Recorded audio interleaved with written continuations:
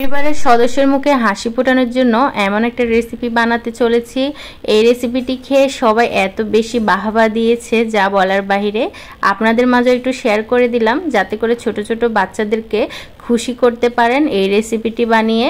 আর এই রেসিপিটি বানানোর জন্য ঘরের মধ্যে যে উপকরণগুলো থাকবে ঠিক সেগুলো দিয়েই বানিয়ে নিতে পারবেন। তো আর দেরি না করে আমি 3 থেকে 4টা আলু সেদ্ধ করে নিয়েছি। পরিবারের মানুষ একটু বেশি থাকলে অবশ্যই আলুর পরিমাণ বেশি দিবেন, আর 2-1 জন হলে 2টো আলুতেই হয়ে যাবে। তো আলুটা সিদ্ধ করে ভালো করে নিয়েছি। নেওয়ার পর আলুর খোসা ছিলে তারপর এই যে আলুটাকে হাত দিয়ে ভালো করে ম্যাশ করে নিয়েছি।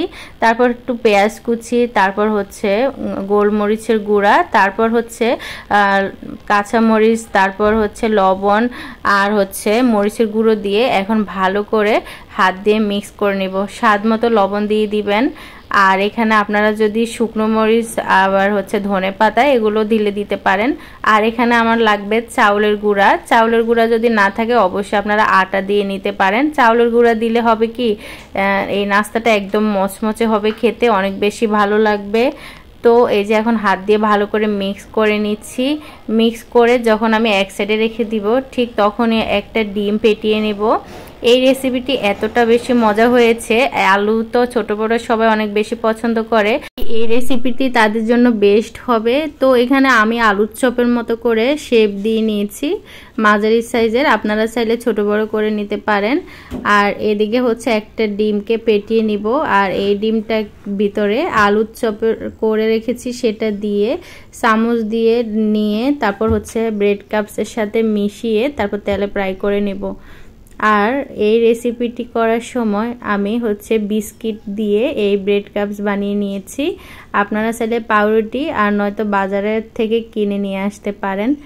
আর এই রেসিপিটি করার সময় আমার কাছে এতটাই ভালো লেগেছে যে আমরা যখন রোজার মাস আসতো তখন আলুর চপ খেতাম, আর সচরাচর কিনে খাওয়া হয়, বানিয়ে তো খাওয়া হয় না। তো এক উছুলায় বানালাম আর বাচ্চাদেরও অনেক বেশি ভালো লেগেছে।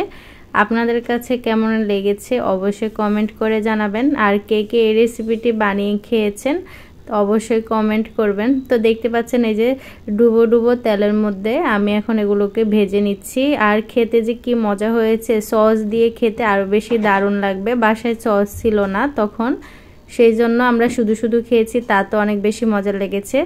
তো 2 থেকে 3-4 বার উল্টে পাল্টে যখন ভালো করে ভাজা হয়ে গিয়েছে ঠিক তখনই উঠিয়ে আমরা গরম গরম সবাই মিলে খেয়ে নিয়েছি।